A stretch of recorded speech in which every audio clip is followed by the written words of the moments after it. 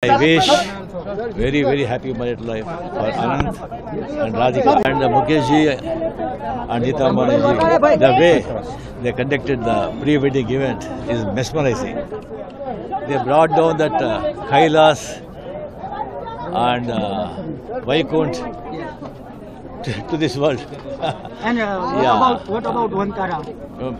It is excellent. It is actually it is a very good pride to the honor to the India and what Ambanis are today because of their utmost faith in our Vedic tradition and our culture and their love for the country and the people. And I wish very happy married life for Anand and Radhika and Mukesh ji and Neeta Ambani ji. The way they conducted the pre-wedding event is mesmerizing.